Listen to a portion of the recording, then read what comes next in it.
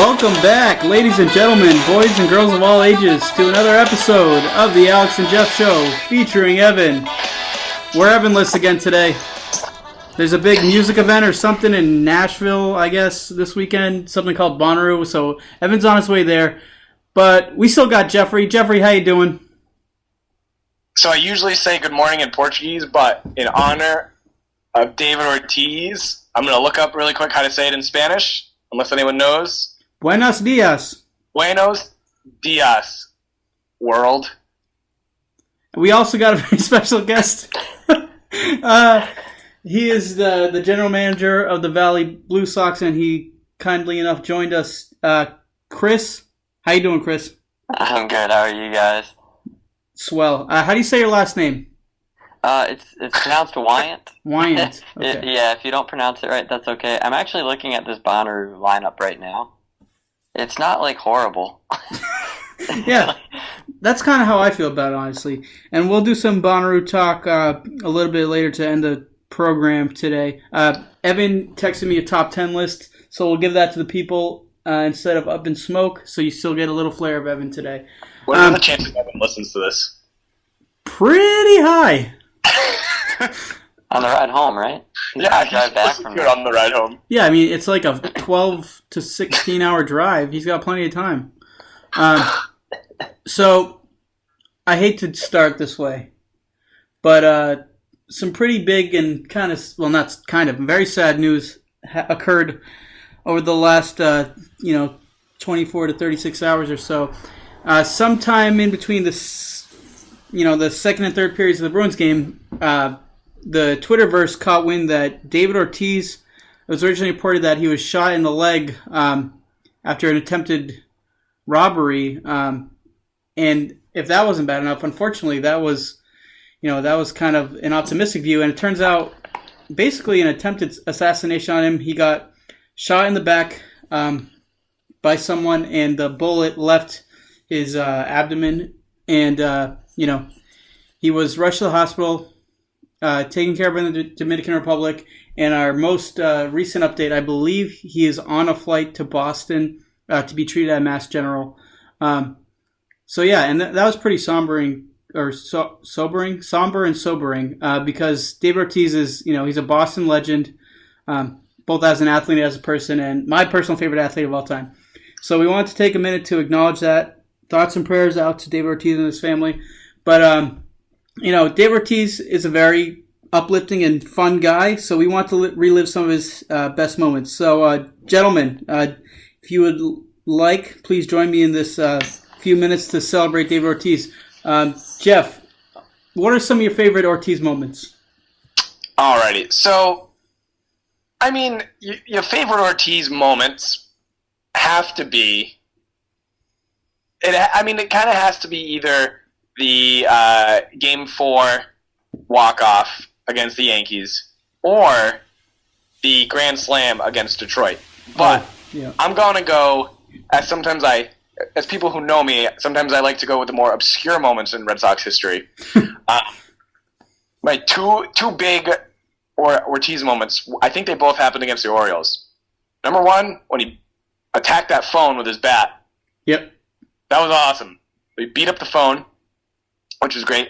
My second one, I forget the name of the pitcher, but when he popped out and then he charged the mound and he tackled Kevin Gregg. Yeah, Kevin Gregg. That was great. When Ortiz ran on Kevin Gregg.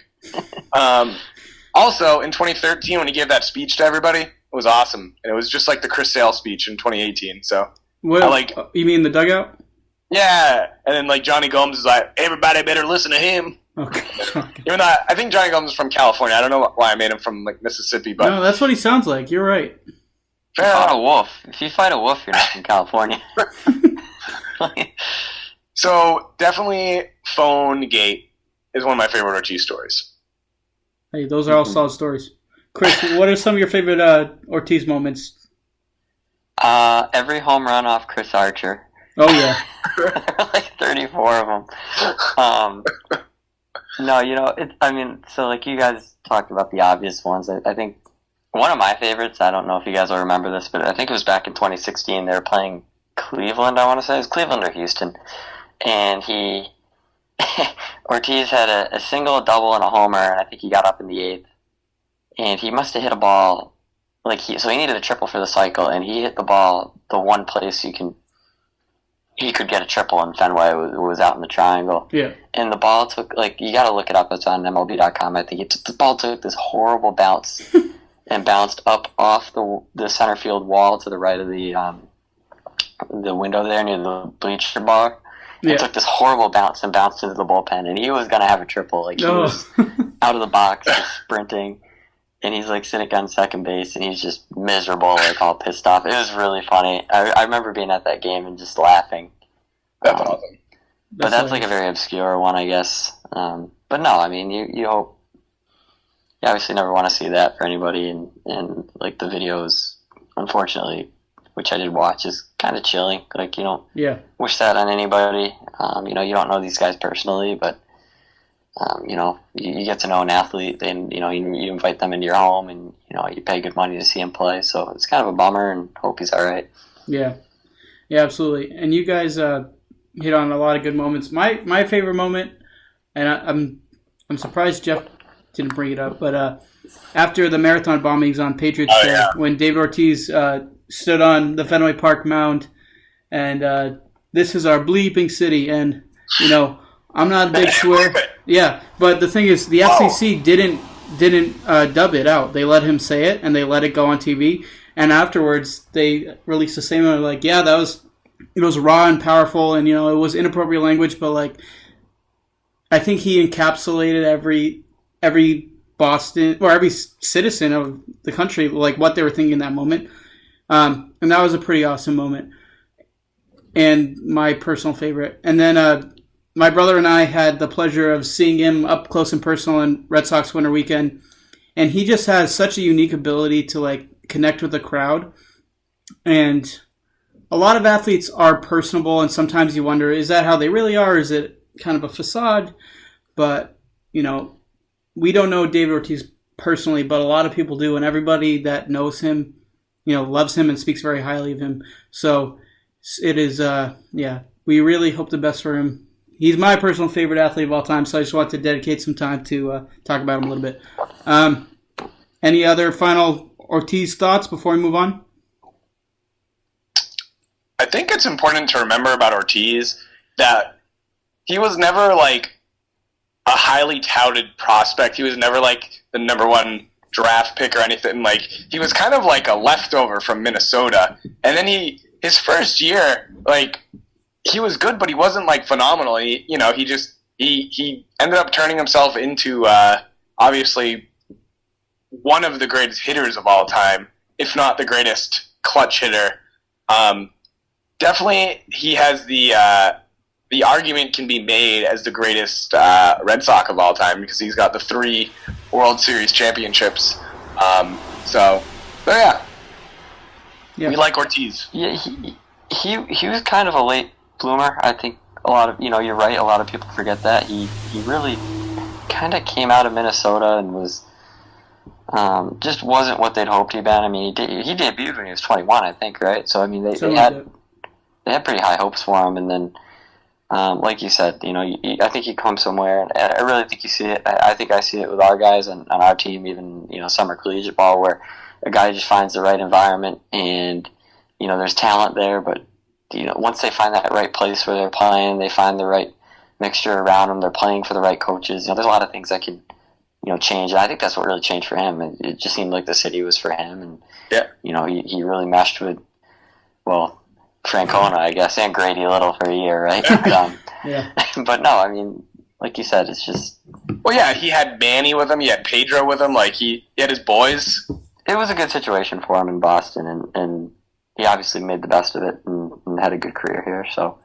and he's the kind of guy, too, he'll be around the organization for the rest of his life. He's one of those Bobby Orr kind of figures that you're never going to not, see associated with the organization, so... hopefully he's okay. It's a real bummer. Probably the only sports news that could have trumped Game 6, right? Yeah. I think that's probably the only thing that could have just outdone the Bruins last night. But that was a wild thing to see on my phone. Yeah. Yes. That was wild. I didn't really pay attention to a lot of the third at least like the middle of the third period, like when it didn't look so good. It was like, what is going on? Like it was hard. It was hard to watch the game. It was just like a weird moment, you know. It was really surreal because you had I felt like there were more details than there are with normally. I think you're just chasing this information. Yeah. And I was just seeing these random tidbits of information, and then that video came out really early of the guy that committed the act, and I was like, this is strange, but no, you're right. It was definitely kind of hard to focus on that game last night. But I think, like I said, I think that's probably one of the very few things that could have happened that would have trumped what happened on the ice last night. Yeah. What a segue. Yeah, that was. I tried. That was an excellent segue. Rundown, and I said, let's talk about that. Yes, this is why we got a pros pro here to keep us on track. That's right. So, as Chris and Weed mentioned, last night, Game 6 of the Stanley Cup Finals, and the Boston Bruins, your beloved Boston Bruins, did what they have done all year. Backs against the wall, need a win, need their big guys to step up. What they do, they go into St. Louis. It was closer 2 periods, ended up shellacking them 5-1 with the Game 7 on Wednesday night. So, let's start with Chris first this time. Chris, what are some of your thoughts about Game 6? Maybe preview or predictions for Game 7, and just some thoughts on the Bruins season as a whole so far. Well, I don't make predictions because then I'm usually wrong. Okay. That's the point of predictions, I Fair suppose. enough. But no, I mean, I thought they played pretty well last night. I actually thought it was a closer game than 5-1. St. Louis came out. They had a little bit of fire under them. Both teams skate so well, and I can't say. Obviously, it's hard to say now, but I really liked the decision. It's easier to say now, but I like the decision to get Coleman in the lineup. Yeah. I love Backes. I think I like Backes more than most people do because he's just. I've had the privilege, obviously, being in that room, as you know, Jeff, and you understand what he brings to the table, and he brings a lot of things that you can't replace in the lineup. But having Coleman on that line, really just it gives him a new element. Krejci looked like he had so much space on the ice. That was the best Krejci's looked all playoff, and you always expect in those big games, you expect Bergeron and Marchand to show up, and I think Marchand's been interesting because he has the numbers. I think he's got 13 points in his last 13 games, but he really hasn't looked himself. I mean, most of the final and really most of the, honestly, most of the playoffs. With the numbers he's putting up, I just don't really think he's even looked himself, which is quite impressive, to be honest. So, you kind of know those guys are going to show up, but I think the big thing too is just to see Tuukka so locked in. I mean, he made some unbelievable saves. That right pad save on, I can't remember who it was on right out in front where he got the right pad out. He was just locked in all night, and when he plays like that, it's really hard to beat this team because they're just so solid defensively and their structure is good. And I know. I took a lot of good from it. So not to ramble, but I think you're in a good spot going into Game 7, and you just hope you get the bounces to go your way. Yeah, and I think those are all great points. I like Coleman too because, you said you like David Backes better than most people, and I'm not a big Backes guy. I think he kind of brings down the skill level on whatever line he's played, just because he is kind of a bruiser. I do appreciate his leadership and kind of what you're saying, being in the room. The intangibles he brings, but Coleman has, speed and skill, and like you said, really opens up the ice for Krejci. All great points. He's a big game player too. I mean, he had national championship experience back in college. Coleman, he's been there before. Yeah. Obviously not the cup, but no, he just brings a different element to that line, and it was evident last night. It was very, very important. Yeah, it's good to get a hockey guy on here. I'll be honest with you. Remember, our name of our segment is "We're not hockey guys," but well, I'm not really. I wouldn't call myself a hockey guy, but I do love the sport, and I'm glad that it's getting its due. Yeah. In Boston and nationally. I mean, this has been a really good series in my mind. I mean, I think if you're a hockey fan, you've been watching this series, you have to be pretty pleased with it, right? It's been everything you'd want. It's been exciting. It's been tight. It's physical. It's been a good series for the sport overall. One more thing before we go on to Jeff. Can you briefly explain your role with the team? Because from my understanding, you spent a year working with the Bruins? Yeah, no, I was just bottom. Like, it was just an entry-level position out of school. I worked in their communications department. But it was a fun position. It was a lot of fun. I love the sport. I love the organization. They have a lot of awesome people. What was that? Didn't you meet Drew Bledsoe? I shook his hand at the tradition event, and Shaq as well. No, honestly, what a combo! I wasn't there for long, and like I can't pretend like I'm a know-it-all hockey guy or anything like that. No, I hope this not. But no, it was like I had a very good experience there. It's a really good organization. It's an easy organization to root for. There's a lot of really nice people there, and the team themselves. I mean, a lot of the guys were still there playing now. Were there when I was, in the room, and they were nothing but pleasant to us when. In times that they could, it was easy to be, and times when it's not. So, like, it's a good group. Like, I mean, it's a very easy group to root for. Yeah. What's your best Cloud story? No, Claude was a nice guy. I mean... Question is, what's your best Claude story? I can't comment on that. No, Claude is great. And Cassidy's great, too. Big Butch Cassidy guy. Yeah, no, I think he's been phenomenal. You can see he's really opened it up for these guys. I mean, they skate really well. He's a little more offensive minded than Claude was, but Claude had, there's strengths and weaknesses to each system that they play. They won a cup with him. He did something right. Probably should have won two, right? I mean, you look back at the Chicago series, very easily could have won that one as well. Yeah, that's true. Chicago was, that was in the middle of their little dynastic run. This is a question for both of you guys. Are the St. Louis Blues dirty, or am I just soft? That's the question. Jeff, starts off. Jeff, take that, yeah. I don't know. I'm not a hockey guy, but I'll answer this question. So, for me personally, I can't tell what's a dirty hit in hockey. Like, I watch it, and then sometimes that's a great clean hit. And then sometimes I'm seeing, it should be suspended. Oh. I don't know. I know you're not allowed to launch. You're not allowed to launch, and then you can't... what's boarding? What the hell is boarding? When you shove someone into the Is that a real question? Yeah, I don't know. Okay. Do you want to take it, Alex? Yeah, so from my understanding is if you're playing the puck up against the boards, it's okay to hit the guy, but if you slam him into the boards and push him into the boards, that's going to be a penalty. And if you hit him in the numbers, is that... Wait a minute. So if the puck is there, you can hit him, but if the puck's not there, then you can't? Well, if the puck's there, you can... Go ahead, If the Chris. puck's not there, that's interference. Yeah. Like, you can't hit a guy that's not playing the puck. Yeah, you can't whack a guy. Boarding is actually... It's not the velocity or nature of the hit. That would be considered charging if you're leaving your feet and making the hit. Boarding is squarely when the guy's back is turned to the boards. Like, the hit on Nordstrom last night was a prime example. Like, that was a So if your back is on the boards, you can't be hit. Yeah, I mean, if you're protecting the puck, you kind of have to you have to go in. I mean, you can pin him against the boards, but you can't go in with force. I mean, Shen really. I mean, if Nordstrom had gotten hurt on that hit last night, I mean, Shen was getting a 5-minute major. And he got playing the puck, right? Isn't that? Yeah, I mean, Shen's very lucky. Well, Nordstrom was playing the puck. It wasn't that he wasn't playing the puck. It was that Nordstrom was clearly back to the boards. Like, you have to pull up on that hit. And like I said, I mean, I guess to answer Alex's question, are the Blues dirty?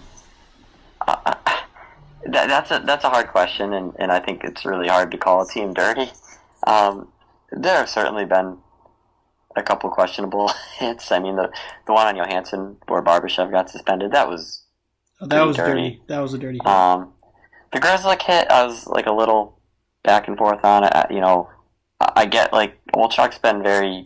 I guess he's gotten criticized on Bruins Twitter for saying it was Grzelcyk's fault because Grzelcyk fell over on that hit. Like, I think it goes both ways. Like, he did fall, but, like, there was still time to pull up on that hit. The Krug head hit was a little... I don't know. I mean, it's hard to call a team dirty, but there have been some hits that I just look at it and I'm like... But then again, like, you could also look at the Marchand play where he tried to low bridge Tarasenko, and you could say, like, that had not the best Or when intention, Marchand maybe. punched that guy in the back of the head. Oh, he tapped Oh, him. in the Columbus series? Oh, yeah. Come on, punched him. No, I hear what you're saying, and you're right. And ultimately, where I'll fall is it is hard to label a team dirty because hockey is a physical sport. A lot of these guys play well when they have that edge. My issue with the Blues is their coach, publicly airing out the officials after game 2 or 3, and then after game 5, when the officials had a terrible night, he said, "Oh, I'm not here to criticize officiating." It's like, well, you did 3 days ago, but now that it's benefiting you, it's okay. And then after that, he recently said for game 7, I feel like my guys have not been as physical as they can be because they're afraid they're going to get suspended. I expect them to go all out game 7. Well, your team has been physical to the point where they've been penalized and suspended. So I guess for me, it's more institutionalized within the St. Louis Blues to be kind of dirty, whereas on the Bruins, Marchand is a dirty player. But then, Bruce Cassidy isn't out there saying, "Oh yeah, our guys are going to go full gunning because they're not scared of getting suspended." You know what I'm saying? Well, I think so. I actually didn't have a problem with Berube airing out the refs, and I mean that's all gamesmanship. But it's kind of funny. I mean, he did the right thing. I mean, because if he watched back the games that he were in question. I mean, the Bruins were the benefit of some pretty egregious calls themselves. Not to the point, like that Achari trip, that slew foot. I mean, that was very bad. Marchand got suspended for that same play, actually, earlier in the season.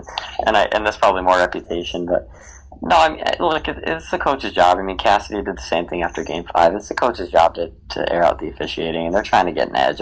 Sure. I really don't have a problem with Berube saying that. I didn't mind him saying it after Game 3. What I found frustrating is when he said, "I'm not here to criticize the refs." Do you know what I'm saying? Yeah. No, and that's fair. But, it's gamesmanship, but it's kind of like, well, you're being disingenuous. And I understand that's part of the gamesmanship, but Bruce Cassidy, I don't think Bruce Cassidy would have done that the same way. He aired out the refs, that's true. And I think that is the coach's job, but I don't think you'd go back on and be like, "Oh, well, I don't criticize them." Do you know what I'm saying? Well, Butch is also brutally honest. Oh yeah, I mean, if you you gotta watch his post game interviews. He's actually very refreshing because he is presenting a level of honesty that is not found in many other coaches. I mean, you have Tortorella who does it a little more outgoingly, but most coaches are just not trying to ruffle feathers. And, I don't know. I mean, that's a tough question though. Are they a dirty team? I don't think so. I mean, I think they toed the line a little bit, but that's the playoffs. That's the way the playoffs have always been. These guys know what they're getting into when they get on the ice in the Stanley Cup.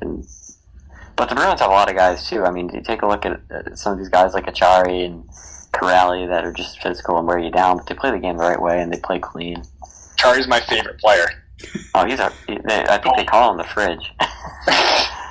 I have a question. Yeah. Fire. This Pullman guy. Is he from Minnesota, Duluth? Believe so. Don't like him. You're not positive. Or one of the Dakotas. Yeah, I think it was Minnesota, Duluth. I am an anti-Minnesota Duluth. Yeah, because they beat UMass this year. UMass? Yeah. They pounded UMass. Pounded them. Yeah. Here's the thing. All these players come up from... It's crazy that they just come up and make an immediate impact. Yeah. Well, he had an impact. What's the worst hockey team? He was he was on Minnesota Duluth. No, you come out of college, you play 4 years in college, and you're 22, and most of these guys, these juniors, are coming in the league when they're 18. It's actually crazy to think about how young. Pasternak was 18 when he came into the league. Yeah. But you're right. There's a lot of young guys have an impact in the league right away. Shout out Kale Maker. Makar. I like Maker. Kale Maker. Yeah, he's one to watch. Well, I don't know this guy. Oh, he was a UMass. He was the best player on UMass, and then he got called up into the playoffs for the Sharks. No, he plays for Colorado. Avalanche, and he had a goal and stuff. So yeah, let me say this: Game 7, no matter what, whether it be baseball, basketball, NHL, always an electric atmosphere, especially in Boston. A lot of people want Big Papi waving the flag. I don't think it's going to happen. No. How about Manny? Give me Manny. Tom Brady. Tom Brady's waving that flag. I want Manny. You want Manny? Come on. I don't think that would fire up the crowd that much. My money's on Brady. I read an idea, I think it was DuPont on the Globe, saying get all the guys that have retired numbers and put them around the arena. Wow. I don't mind that idea, but I think my money's on Brady. Brady in an Ortiz jersey. That's what Mark the Beetle Bertrand, the pride of UMass, that's what he said as his idea. Tim Thomas. He's in his bunker in Idaho, so I don't know. They said so. It's actually not a bunker. Did you read that? It's like a nice resort town. Like it's definitely not a bunker, but you know. Well, that's what he wants you to believe. Then you go inside and you go downstairs, and then there's an elevator to a bunker. That's fair. He's got all his bottled water lined up on the wall. Tim Thomas is a weird man, but thank you for 2011. Yep. One more question about hockey, because we're doing okay on time. Jordan Binnington. Here's my opinions on him, and then I like Chris and Jeff, your input. He's 22 years old or something, so rookie. So I think he has, he has the intangibles because he doesn't seem to get rattled even when he has bad games. But, I just think he's kind of like average, and then he benefits because the Blues are a really defensive team, and he does let in a lot of softies. So right now, I think he's an average goalie, and he could be above average. I think that's kind of his ceiling. I don't know if he'll ever be elite. So thoughts on Jordan Binnington, his performance this series, and in his playoffs in general? I'll let Jeff start. So there's only one thing that came to my mind when you said Jordan Binnington. There's only one player comparison. All right. Jordan Binnington is Mario Chalmers. Okay? Okay. If you look at it, you could say... Nothing like Mario Chalmers. Mario Chalmers, he's running the offense, hitting some threes, and he got 2 rings in Miami? I don't think so. I think he had 1. Okay, Mario Chalmers, right, he got... But you know what? Like you were saying, anyone who's playing with such great defensive players, I can't name one defensive player on the Blues. Jay Bouwmeester. Bouwmeester, okay, yeah. You got Bouwmeester, Tarasenko, some of those other guys. Shen. Okay. Hey, Mario Chalmers does have 2 rings, so sorry, Mario. Shout out Mario Chalmers. Here's how I decide which hockey players are good, is you just listen to whoever Doc says a lot. Like, he said Tarasenko 1,000 times. I'm He's like, nasty. okay, this guy's good. Yeah. He said Krejci a lot last game, so I'm like, okay, Krejci had a good game. That guy, who was it, Matt Jones or something on Columbus? One of those teams that they beat. Seth Jones, he's the defenseman. Seth Jones, yeah. Shout out Matt Jones on the Redskins. Anyway, that's how I decide who's good at hockey. But yeah, honestly, that was just kind of a joke with the Mario Chalmers thing, if you couldn't tell.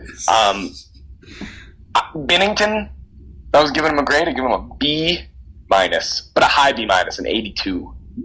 Nice. I don't know hockey, but I'll comment on it. I think Jordan Binnington gives a lot of 5-hole goals up, and he not so strong on the glove hand. That's my goalie analysis for you. Chris, Jordan Binnington thoughts? I actually thought he's been really good. Oh. To be honest. No, I mean, look, he struggled in some instances, but what goalie's not going to?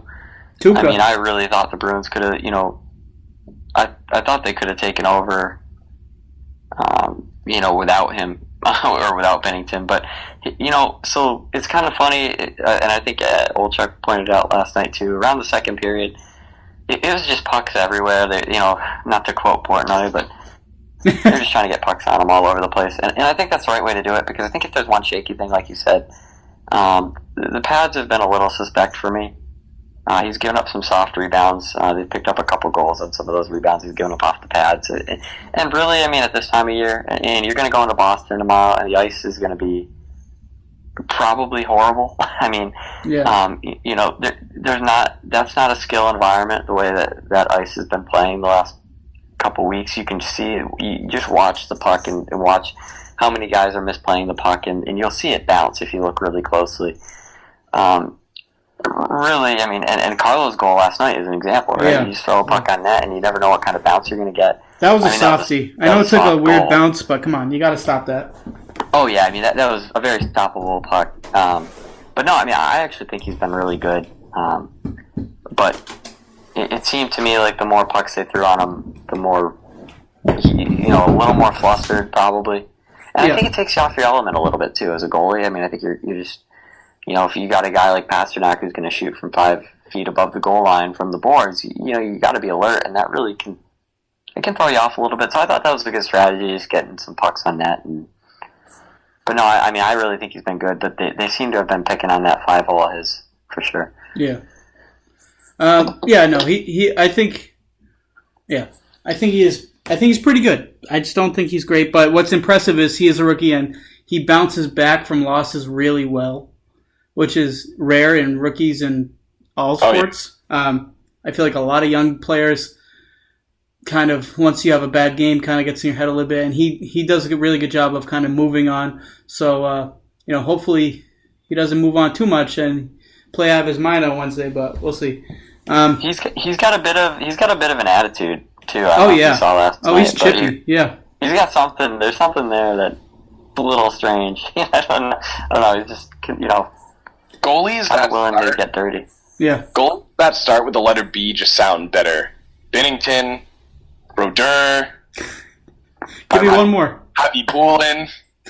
Well, I think Javi Bulin was a K. Javi Bulin is my favorite hockey player of all time because of his nickname, the Bulin Wall.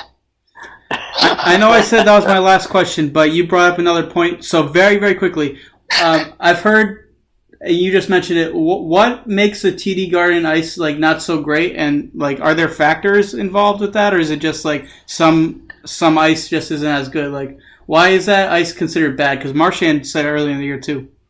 Well, yeah, and I don't know if you remember, but Duchesne said it after a regular season game when they played Columbus. So, from what I understand, so the big factor with the TD Gardens ice is that the cooling system needs to be replaced. Okay. From what I've read, and that is being replaced after the season. So the system that cools the ice under the surface is just outdated.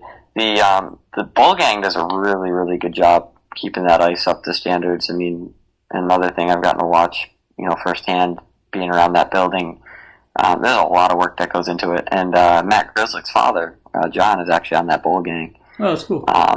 So it's it's not for the lack of trying on the the staff's part. They put a lot of work into it, and they're very professional and do what they can. But I think really it just comes down to the technology. Next year, I think you'll see a lot better ice once they get that cooling system replaced. Cool. All right, awesome. Thank you. So, final thoughts about the Bruins and Game 7 on Wednesday? Either of you? I hope no one has a final thought because I have a segue. All right. Yeah, then I won't give my final thought. Oh, I want it. Give me your final thought. Sorry, Jeff. No, that's okay. We'll recreate the moment. Okay. Organic. No, I think there's going to be a lot of people that put a lot of stock in this one game, but I don't know if everybody's been watching this team year round. It's been a really fun team to watch. They've been. I got to tell you, Sweens has done an unbelievable job to get him out of that cap situation. Yeah. Full credit to him. This didn't look like it was going to happen, 2-3 years ago. What he's done has been unreal. So it's been cool, and it's neat to see that success. Yeah, and my final thought, piggybacking a little bit off you, I think there will be a lot of opinions no matter what happens tomorrow. And if they lose tomorrow, the season by no means is a failure because, they had an easier road, quote unquote. I know it's the playoffs, so no road's easy, but, they were beneficial in terms of avoiding Tampa Bay, Washington, and even San Jose or Calgary. But I mean, sometimes you run into a better team, and I don't think that's the case. I think the Bruins are better, but you lose Game 7 in the Stanley Cup Finals. I don't think it's anything to hang your heads about. However, having said that, if they win from a legacy standpoint for a lot of these guys, 2-1 in the Stanley Cup Finals, 2 rings for Chara, or I don't know if they could say rings like that, but 2 championships for Chara and Bergeron and Marchand and Krejci in the core, and then Tuukka, can finish the job as a champion. And that's not to say that this team can't win again in the future, but this is Chara's probably last best chance, right? Unless they make it back here next year. I don't think even if they won, I really don't think Chara's going to retire. Well, he's playing next year, but he likes this game too much. Yeah, that's true. But at some point, your body doesn't care what your brain thinks. You know what I'm saying? Yeah, no, for sure. But he's the kind of guy that, to me, I don't think he would. I mean, I could be very wrong. I get the sense he'll be playing for a while, and just to see the amount of people that Tuukka's proven wrong, I'm very happy about, because Boston's been lucky to not have a goalie that sucks for a long time. Yeah. There's a lot of complaining about Tuukka, but you don't know what that's like until you got Jordan Enroth, starting for you, and you're the Sabres. It's not the Bruins fans are lucky to have him, and I'm glad that he's gotten his redemption of sorts. The David Price story, to a certain extent. All right, Jeff, how are we doing the segue? Do I say, hey, do you boys have any final thoughts? And Jeff, your segue? We're going to say, so someone's going to organically mention the cooling systems at the TD Garden. Chris, those cooling systems at TD Garden, they sure need to be replaced, huh?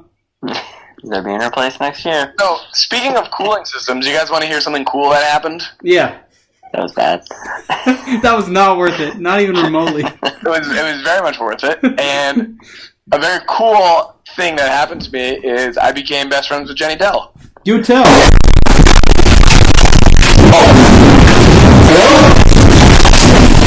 I said do tell. Oh, hang on. Some technical difficulties. This is what happens when you do a live show. We just went through like a time warp. Oh my god. Whoa. Hey, live shows, things happen. We bounce back, just like Bennington. Jeff, what do we got? Jenny Dell. So, as you know, Chris is the general manager of the Valley Blue Sox, which is a summer league team in the NECBL. And because he is the general manager, he was able to hire me, and by hire I mean have me volunteer as an on-field PA, which I don't even know, what does PA stand for? Public address? Yeah, public address. So I did my first game as the on-field PA. So basically just trolled around a lot, had some fun out there, did a ketchup and mustard race with the kids. But then I tweeted a picture of myself doing it at Jenny Dell, because she was like a sideline reporter just like me. And she tweeted back and she said she was rooting for me. So Jenny Dell is basically my friend now, and Will Middlebrooks liked it because Will Middlebrooks is Jenny Dell's husband. True. So a lot of blue check marks going around the Twitter sphere on my mentions. I like that. That gives you some big credibility, Jeff. Yeah. Jenny Dell is awesome, by the way. UMass cheerleader. Shout out UMass. She was good when she was at the Red Sox. Yeah, she's great. She really was a great sideline reporter. Yeah. Jeff, did you get to interview any players? Was that part of the gig? Nope. I interviewed Mason, who was like 6 years old, and then I interviewed, I think it was his Little League coach. Oh, is this on TV or in stadium? No, it's in the stadium. Oh, okay, okay, cool. Yeah, so it's in the stadium. So something that's cool is they actually do broadcast their games, which is pretty cool. So maybe you can catch me on a couple broadcasts, bring some electricity to the booth this year. Did you have a microphone? Like, could it be heard throughout the stadium? Well, that was microphone gate. So this is a real gate. I was supposed to have my microphone, and then it worked in the pregame, and then as soon as my big debut was going to happen, it wouldn't work. So it started working in maybe like the 4th or 5th inning. So we had to just had to wing it until then. So we had that. We gave out the 50-50 raffle. We were doing pretty big things. But in all seriousness, though, it was actually wicked cool to work with a baseball team because it was awesome. So got to hang out like in the press box and go on the field and watch some good baseball. So it was really cool. Nice. Yeah. Chris, as the general manager of the Valley Blue Sox, tell me, How did you go about getting this gig, and just talk a little bit about it, what the experience has been like so far? Yeah, so it's been great. Oh, Um, uh, 3 years out of school. hang on one second. 1 second. Another time warp. Yeah. Time warp. 1 second. We're in the time warp. Chris, can you hear me? This is good stuff too. He's just ranting about the Blue Sox. You have no idea what you're saying. Chris, hang on. You're going the wrong way. Chris, hello? Oh man, this is brutal. Oh, We can't hear you. Chris, you're going through a time warp, buddy. What? What happened? So, all right. Hang on. We're going to... Alright, well, you want me to call Yeah, call back. back? Jeff and I will stall. Call back. We'll stall. All right. So, this intermission report is brought to you by the Valley Blue Sox. If you're not here, you're not having fun, right? Isn't That's that right. Come on down. $5 gets your cold beer. I'm back. We got soda. We got. Hang on, we're Oh, doing an he's back. infomercial. Oh, he's back? Okay, whatever. We were Do plugging you edit these, or does this just go straight? Oh, no, this is live, baby. live, Oh, baby. it's live? Okay. People want the real deal. So basically, we missed everything you said. Yeah, I don't so know what the hell happened there then. we went in time warp. So, yeah, just, how you got the gig, what the experience has been like. All we heard is great, and then time warp. Yeah, so no, it's been it has been great. I started off with the team as an intern for actually 3 summers. So I had studied sport, and everybody told me that I was going to need an internship. But when you're 18 coming out of school, you're not really motivated enough to find that really search hard. So the Blue Sox were actually kind of like my last option. I made a phone call, and they took me right away because they weren't turning down hands, and I had a great experience with them. I learned a lot under our old team president, that was Clark Eckhoff. Now I work under Fred Siaglo, who's our new team president. He was the hitting coach for ever since I was, with the team as an intern. So when Fred ended up taking over as team president, and when he needed a new general manager last August, that's kind of he offered me the position, and it was. Try not to be too long-winded because it's a pretty long story, but it's a really fun position. It's an exciting position. No 2 days are the same, and it's really enjoyable. It's been a lot of fun, and the team's had a lot of success the past couple of years, and we're just hoping to keep that going. So, could you maybe? So we have a very, very far-reaching and dare I say global audience who might not know a lot about New England Summer Baseball or the NECBL, which is the league that the Blue Sox are in. So could you maybe explain what is the NECBL and where do you get players and what the heck is it? Yeah, so I should preface this by saying that I'm not really the one that recruits the players. So that's a little misleading probably with the title of general manager. We have a great our manager, John Raiola, who also serves as our director of baseball ops, he handles most of, if not all, the roster. I don't really have any say in that. That being said, I'm happy to talk about it. So the New England Collegiate Baseball League is a collegiate summer baseball league, so we bring in college players from all over the country to come play in our league. And really, collegiate summer baseball has become a big tool for players to get scouted after their collegiate seasons are done.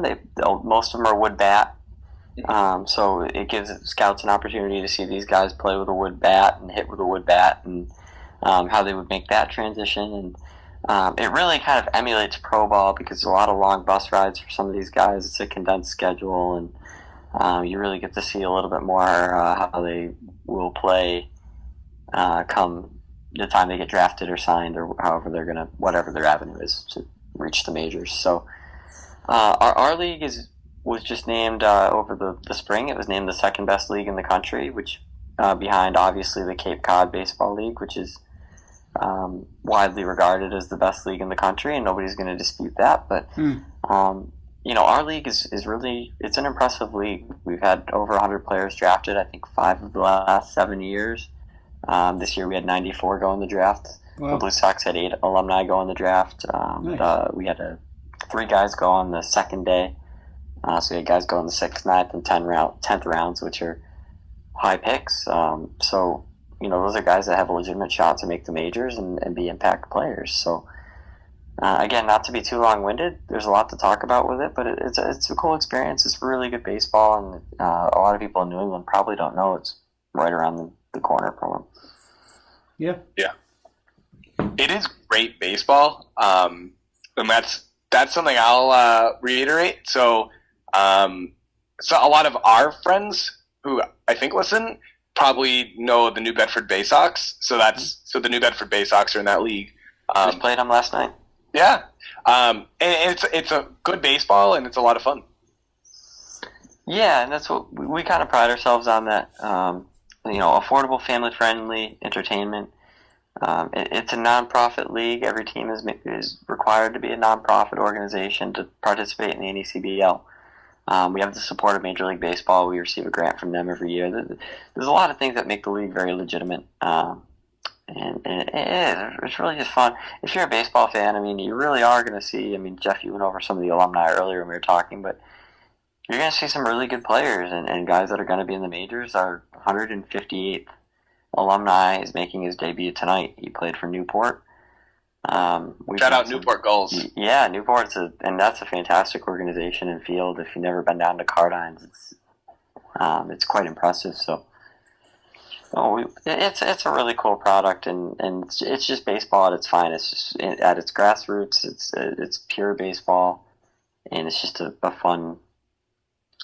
It's a fun thing to be involved with. Do they use wooden bats or aluminum? We do use wood. Okay.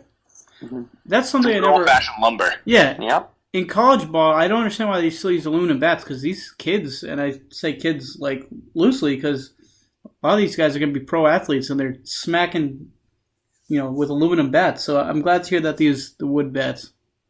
Yeah, I don't know. I honestly probably couldn't give you a good answer either. But I do know that, like I said, these summer leagues in a league like ours is really useful for scouts to see the transition a guy makes with a wood bat. Yeah, for sure. So it's very useful for especially the majors to come in and get check out that advanced data and what they do with that transition. That's pretty awesome. So I have a list of some alumni here. So I'll read off some alumni, and you guys can give me your reactions. Thumbs up or thumbs down? Is that the grading system? Like thumbs up, thumbs down? Sure. Or like you could just say if you like this player or not, or you could give me I didn't know they were in the NECBL. Yeah, I don't want to thumbs down any NECBL. I'm gonna let Alex do that because I probably know all the alumni. I'm gonna run down. No. So this is just NECBL in general. This isn't just Blue Sox. But I just want to point out some of the cool players that have played in this league. Sure. Joe Nathan. Oh, good player. Yeah, he had a good career. Craig Breslow. Oh, yeah. He had a good run at 13. Yeah. The rocket scientist. Yeah. Didn't he go to, where did he go to college? No idea. He went to one of the... Was he a Yale grad? He might have went to Yale, yeah. I can't remember for sure. He either went to Yale or, Northeastern or something like that. It might have been... I'm pretty sure he was an Ivy Leaguer. Yeah. Andre Ethier. Good player. Mm-hmm. Brian Wilson. Who's Brian Wilson? Oh, okay, yeah. Yeah, remember the closer? Yep. Rajai Davis. Okay, I like it. Steven Strasburg, right? Isn't that what you told me? Steven Strasburg. So I would say that he is probably the biggest alumni. Was he a Blue Sox? No, he I believe played for the Torrington Twisters, who actually are now defunct, if I remember correctly. Matt Adams. Burly first baseman, I like it. You need some power. First baseman. Billy Byrne. Andrew Bailey. Yep. And then my favorite, Andrew Triggs. Is that the A's outfielder or something like that? Or pitcher? Pitcher, yeah. Triggs was a pitcher. Yeah. Chris Iannetta is an interesting one. Yeah. I think he played for New Bedford, right? He played for Newport. Oh, for Newport. Okay. Yeah, our good friend Ryan Hannigan. Ryan Hannigan, yeah. So, and actually, you did forget a big one, actually. Who dat? Well, actually, now I think two. Adam Ottavino. Okay. He's nasty. Devastating with the Yanks. Yeah. And AJ Pollock, who I don't know if that's a big one, but AJ Pollock's pretty big. Yeah. I mean, he's when healthy, a starting center fielder, right? Yeah. He's had some bad injury luck. And then Trey Mancini. Oh, yeah. I forgot. Mancini, shout out. Going to be an all-star this year, I think. Trey Mancini. He was a Blue Sox, which is cool. Yeah, we had a really good chance. I don't mean to cut in on you. No, you're good. But we had a chance to chat with him during the off-season and talk to him about like his time here, because that was actually before my time. He played here in 2011, and he's just a really cool, down-to-earth guy. He loved playing here. He loved his experience. You know, he came from my town. It's in Wilbraham, Mass. He lived with a family in Wilbraham. It was cool to talk to him, and you know, you understand that these summer teams, when a guy really appreciates the team and where they come from, it does become ingrained in who they are. We have a really big alumni base that is growing, but we have a lot of alumni that still keep in contact with us. Our team president, you know, we had the guy that went in the 9th round, Simon, this year. He went to the Giants, if I remember correctly, as a shortstop, and one of the first people, I can't say it was the first person, but one of the first people he immediately texted was our team president, whose house he lived at. Wow. You know, like these relationships last a long time, and sometimes for lifetimes. And if you've never really gotten involved in the summer ball landscape, you probably wouldn't understand it. But it's just a really cool atmosphere. Yeah. With a lot of high quality people that sacrifice a lot to make it work. So it's a really neat, if you like baseball and there's a summer team, or especially an NECBL team or a Cape team near you, you know, definitely check it out. It's good baseball, and it's a really neat product. Yeah. When I was in middle school, one of my friends who went to the same school as me, he was like I'm going to use this term, and I know it's not correct, but the foster family, let's say, for one of some of the Cape Cod League players, because a lot of them... host family. What's that? They call them host family. Host family. Oh, I wasn't that far off. There you go. Host family. So, so that, it is like what you're saying. These summer leagues, you know, the players, you know, they're not doing it for the money. They're doing it, you know, to play baseball, you know, maybe get some exposure, some, you know, scouting, things like that. But it's really, you know, it seems like it's a really like kind of family-based league, and getting some insight is really, really cool from you. I'll say next time the Blue Sox are in New Bedford, come on down for a game. Jeff, you too. Oh, yeah, that'd be fun. Yeah, I wish I'd known. We thought from Paul Walsh Field. we had our one road trip there last night. Actually squeaked out an 8-7 win, but oh, there you go. You know, maybe you never know. They're actually in the opposite division, so the only way is if both teams reach the championship. But if we were in the championship against New Bedford, that'd be a great scenario because we'd be in the championship. So yeah, absolutely. So the only thing though, Cape Cod League games are free. Mm-hmm. How can you guys compete with that? Yeah, I mean, you really can't, in a way. I mean, but you also forget that the Cape is a very wealthy area. Yeah. You know, and there's a lot that the Cape can offer that we just can't.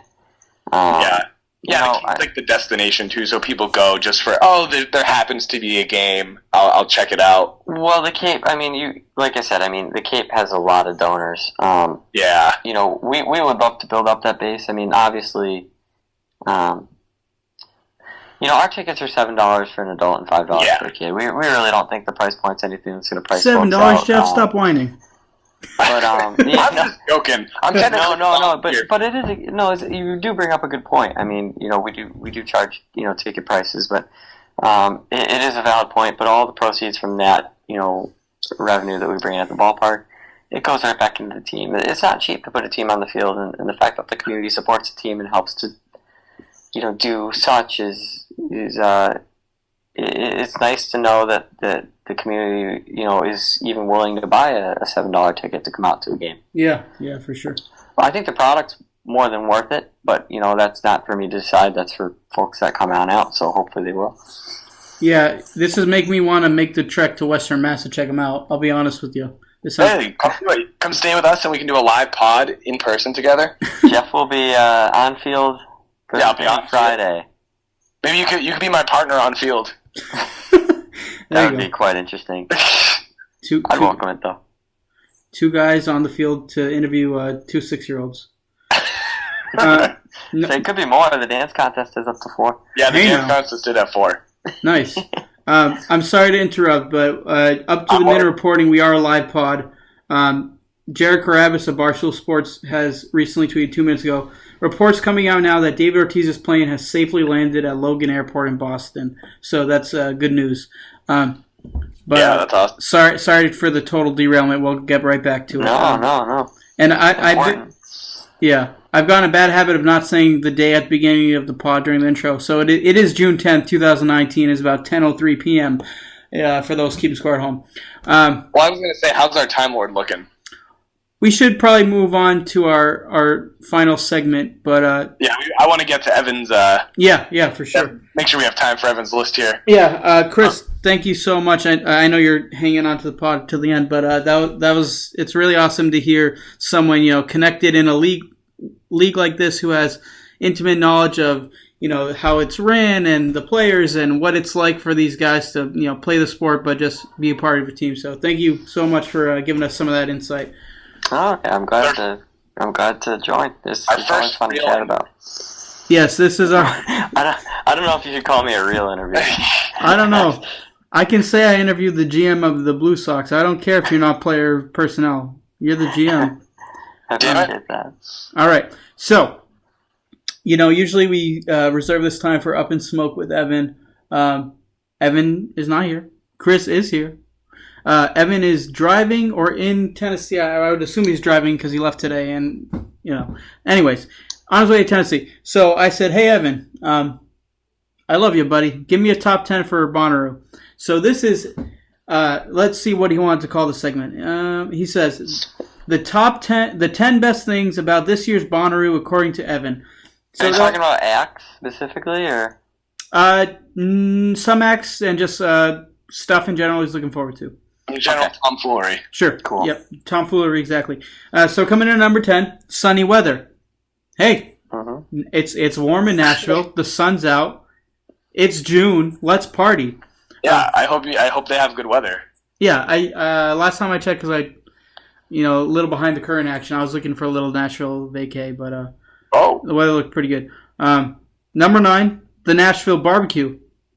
I'll say it, not as good as Memphis, but hey. Have you been to both? I have not, but I have read. You just stir in the pot. I like it. Number 8, he doesn't have work this week. So, hey, anytime you get a vacation. And then he says, now for the real stuff. If no work, barbecue, and sunny weather wasn't real enough for you. Number 7, he's excited for a band called the Unknown Mortal Orchestra. I don't know, but they sound pretty sweet. The UMO. That is certainly the acronym. I'm going to get some sort of funk psychedelic band. Probably. Number 6 is Sunsquabi is a band. Sunsquabi. Chris? I'm going to get sort of psychedelic. I've never heard of them. I'm looking at the lineup right now. Never heard of them. All right. From my understanding, Bonnaroo does have a lot of EDM, so some of these more peculiar names I would guess falls under that category. Number 5, he's most excited for the Bonnaroo Food and Beer, which a little anecdote from my part. The one music festival I went to was Firefly. The official healthcare provider, Paige, and 2 of our friends, Katie and Alex, went to Firefly. I don't remember what year, but it was a good time ago. And the best fish and chips I ever had was at Firefly. Wow. And we live in New England, and outside of England, that's where the best seafood is, right? Or the best fish and chips, at least. So music festival food, nothing to sneeze at. So that's number 5. Number 4, he's most excited for Childish Gambino. Okay. Good rapper. Funny guy. Lando Calrissian. Yep. Fantastic as Lando, by the way. Yeah, great Lando. Sound exactly like him. I don't know how he did it. Good actor. Number 3, meeting new people / people watching. That's a lot of fun, just in general, and then imagine at a music festival. Number 2, he said all of the shows post midnight. So, Firefly wraps up around 2 a.m., I think. Bonnaroo doesn't wrap up till like 4 or 5 a.m., so they're definitely night owls. Yikes. And then number 1, and this hit me in my soft heart, the sense of community amongst our group / the festival as a whole. That's a beautiful sentiment. And that is Evan's 10 best things about this year's Bonnaroo according to Evan. Wow. That was lovely. Chris, looking at the lineup, if you had to see 3 performances on that lineup, who'd you see? So, I'm actually not really in love with this lineup. To be completely honest, not to be. If Evan was here, he'd say, "Oh, come on." I know I sound like a snob. The National would be the clear number 1 for me. I don't really know much. And after that, I would love to see Childish Gambino just because. And then I don't know, either the Lumineers. Brandy Carlisle's really good and underrated. I have a weird sense of music, taste of music though. No such thing as a weird taste in music. You like what you like, and that's okay. Just weird people. Yeah, but the National would be the clear runaway for me. I love the National. Cool. I like it. I don't know if anybody else likes the National, but I have not heard of them, but I'm sure if I heard a song, I would know them. You know what I'm saying? One of those. They're kind of like a down in the dumps band, to be honest. A little bit of a rainy day band, but I really enjoy them a lot. There you go. Jeff, do you have the lineup in front of you, Jeff? Yeah, I'm looking at it right now. Give me 2, and then I have another question for you. Oh. Okay. Well, the first thing that stuck out to me is you get the Lonely Island.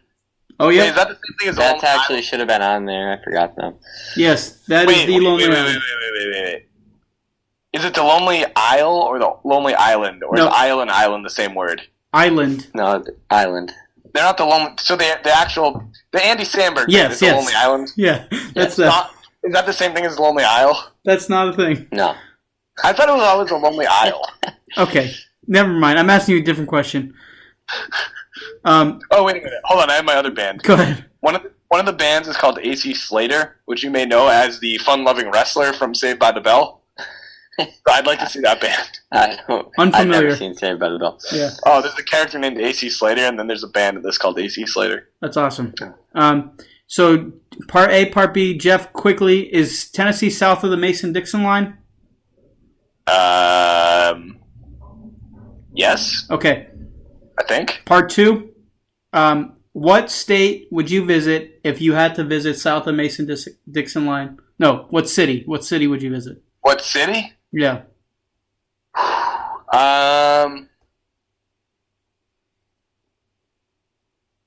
I had to go south of it, I guess I would probably go visit. I'll go Atlanta, the ATL. I like it. Paige said Austin, Texas. Oh, I've been there. I'd Oh. like to see Austin. I've heard good things. Yeah. That's pretty cool. I've heard good things too. All right. Thanks for indulging my geographical inquiries. No problem. So we covered a lot of ground today. David Ortiz. What would you see? Who would I see? Yeah, you. The Lonely Island, the Cardacious one, Cardi B. Flash Isle. Childish Gambino. Juice World. Juice World. I don't know who that is. I would definitely see Gucci Mane. No, Post Malone. I like Post Malone. I like the song goes, "Ooh, I fall apart." Oh yeah. Down to my core. That one. Lil Dicky. He's pretty good. Lil Dicky's hilarious. I would see him. Yeah, so as you can see, I have quite the aesthetic. Lonely Island, Lil Dicky, Childish Gambino, and then, what did I just say? Oh, Post Malone. Yeah. So we covered a lot of stuff. We covered Bonnaroo. We covered Ortiz. He's back in. I think. Oh, never mind. Sorry. I thought Xander Bogaerts just hit a walk-off grand salami, but it was just a flyout. But Ortiz is back in Boston, so that's good. Hopefully he recovers fully. We talked about the Bruins. Big Game 7 on Wednesday. Should be a lot of fun. It's been a great series. Any final thought? Oh, and we talked about, let me see if I get the acronym. The NECBL? That's correct. Excellent. New England College Baseball League? New England Collegiate. Collegiate, Close, okay. though. All right.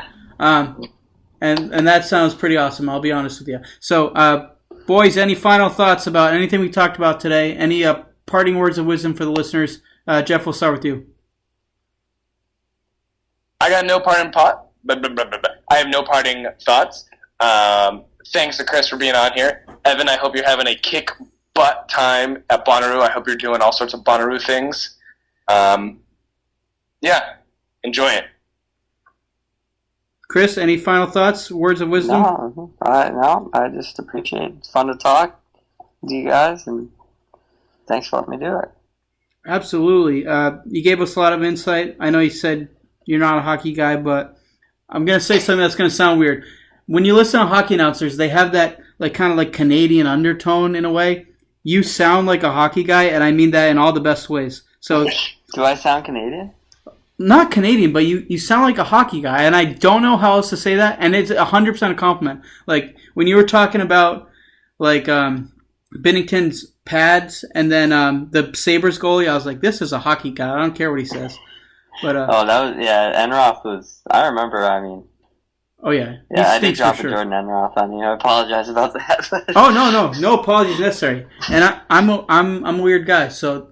But that's a compliment. But thank you so much for your baseball insight. It sounds like you're doing great work with the Blue Sox, and it seems like a ton of fun and something that people should check out if they are baseball fans. And I don't know if you or Jeff said it. I think it was you. You said it's baseball at its purest form, and I think that's really cool. So thank you so much for coming on. Oh, appreciate it. My final thoughts. Let's go Bees. Lord Stanley, come on home to Boston. Ortiz, get well soon, my friend. And yeah, let's see if the Red Sox can turn around. They're a little slumping. So, thanks for listening, everybody. Peace.